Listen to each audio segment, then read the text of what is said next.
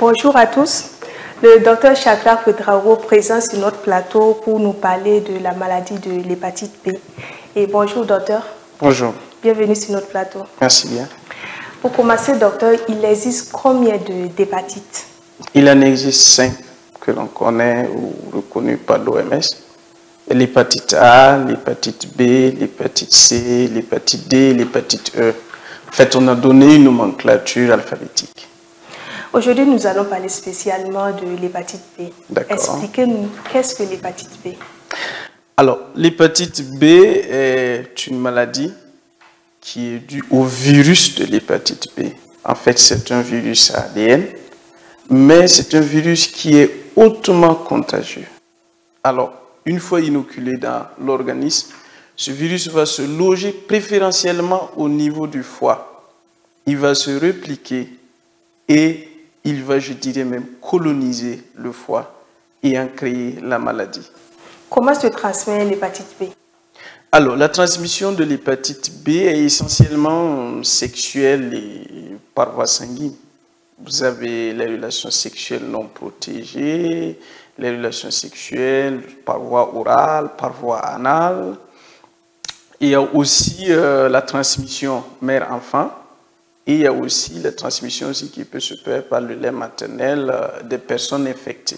Voici essentiellement comment se fait la transmission de l'hépatite B. Quels sont les symptômes de l'hépatite? Alors, il faut dire que une fois inoculée, la personne peut présenter des symptômes qui sont semblables à ceux de la grippe, notamment une fatigue ou un malaise. La personne peut présenter une fièvre avec une perte d'appétit. La personne peut avoir une coloration jaune des conjonctives. Il peut avoir des urines foncées. La personne peut même avoir des selles qui sont pâles ou présenter une diarrhée. Ça, c'est pour ceux qui présenteront des symptômes en fait, d'infection. Mais il faut dire que dans la majeure partie des cas, elle peut passer inaperçue. En fait, la maladie à ses phases de début. Et ce qui est encore dangereux, ou le hic, c'est que ces personnes transmettent la maladie à d'autres personnes sans le savoir. C'est ça qui fait en effet le problème de l'hépatite B. Et c'est ça qui constitue en effet, je dirais, l'infection, la forme la plus majeure dans nos contrées. Comment se fait le diagnostic de l'hépatite B? Alors, le diagnostic est simple. On fait une analyse sanguine. Et vous voyez que maintenant, on a organisé des campagnes en fait, de dépistage et pour permettre aux gens de connaître non seulement leur statut, mais aussi de pouvoir aussi prévenir. Arrivé à l'hôpital, par exemple, est-ce qu'on demande à faire spécialement l'examen de l'hépatite B ou bien dans l'examen, genre si on est malade, on arrive parmi les examens, il y a l'examen de l'hépatite B y inclus? Alors, ça dépend du contexte, ça dépend de ce que vous dites au médecin. Sinon, systématiquement, ce n'est pas demandé, mais on tire vers, en effet, la demande systématique de cet examen. Mais ça dépend, en effet, souvent aussi, il y a des organismes qui demandent, il y a aussi, par exemple, quand vous êtes en train de vous préparer dans le cadre d'un mariage, on demande à connaître votre statut concernant l'hépatite B. Donc, systématiquement, ce n'est pas demandé. Mais je dirais que si vous ne connaissez pas votre statut concernant l'hépatite B, il va falloir le demander. Et si vous le demandez, le médecin, avec grand plaisir, devrait quand même vous prescrire l'examen pour que vous alliez le faire. Puis on constate qu'avant, on ne parlait pas trop de l'hépatite B. On se demande si c'est parce que les gens ne faisaient pas l'examen. Ils avaient ça, mais comme ce n'était pas diagnostiqué, ils ne le savaient pas. On ne comprend pas au fait pourquoi ces 2 temps on parle trop de l'hépatite B. En fait, c'est dû à l'augmentation de la population avec l'ignorance. Et je vous ai dit que c'est un virus qui est hautement contagieux. C'est ça, c'est en fait le problème réside à ce niveau. Et les circonstances de découverte de l'hépatite, je vous dis que dans la majeure partie des cas, c'est non seulement douloureux, et souvent, je dirais, ça fait pleurer. Parce que la majeure partie des cas qui le découvrent, c'est qu'ils ont attrapé l'hépatite. C'est passé de façon silencieuse. Le virus a eu le temps de s'organiser, de revenir en force, de détruire le foie, et on le découvre dans le cadre de cirrhose ou dans un cadre de cancer. Ça veut dire que ça a tellement évolué qu'il y a une complication et c'est allé au stade de cancer du foie. Et c'est en ce moment que, en fait, le malade découvre qu'il a l'hépatite. Et ce sont ces circonstances de découverte-là qu'on découvre la plupart du temps. C'est pour ça qu'on organise des campagnes et on se trouve qu'avec l'augmentation de la population et le fait que le virus soit hautement contagieux, voilà pourquoi on a été conduit maintenant dans ce genre de situation. À présent, docteur, parlez-nous du traitement de l'hépatite B.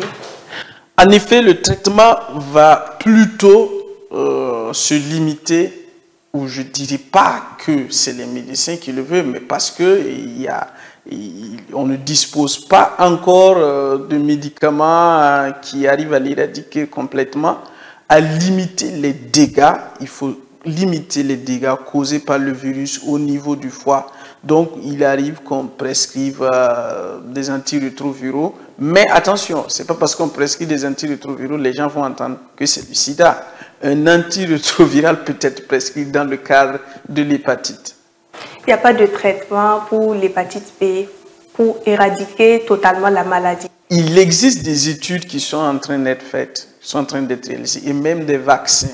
Mais pour l'instant, ce n'est pas encore confirmé ou je dirais approuvé par le collège scientifique qui dit que bon, on a le vaccin, on peut l'utiliser ou ce médicament est vraiment efficace. Mais toujours est-il qu'il y a des recherches en cours.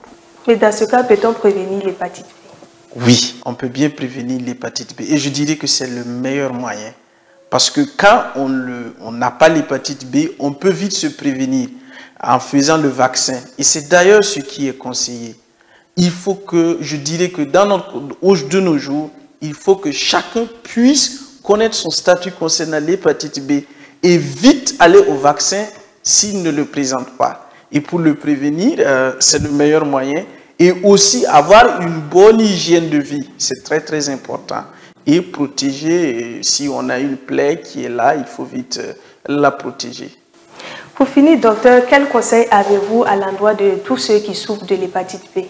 Alors, pour tous ceux qui souffrent de l'hépatite B, le problème, c'est souvent le stress. Parce que quand on apprend qu'un malade, un parent a eu l'hépatite B, que ça évolue au stade de cancer, il est décédé, il y a déjà ce stress familial qui est déjà là. D'abord, il faut déstresser. OK? Et la deuxième chose, il faut corriger son hygiène de vie. Il faut éviter, il faut bannir l'alcool et le tabac dans ces modes de vie. Et il faut aussi avoir une hygiène alimentaire qui ne surcharge pas le foie. C'est-à-dire consommer des aliments qui sont facilement digérables et que le foie va utiliser facilement et ne pas le surcharger. Plus vous lui demandez du travail alors qu'il doit travailler pour limiter déjà la présence ou les effets secondaires du virus dans le foie, vous lui conférez en effet un double ou un triple travail à faire. Quand vous le surchargez, il va se fatiguer. Donc, corrigez d'abord son hygiène de vie, avoir une alimentation adaptée. Il faut suivre les informations concernant les découvertes. Ça permet de vous donner, de nourrir l'espoir. Et en dernière position, on peut aussi essayer la médecine douce. Merci bien, docteur, pour nous avoir éclairci sur l'hépatite B. Merci à vous, chers internautes, pour votre attention.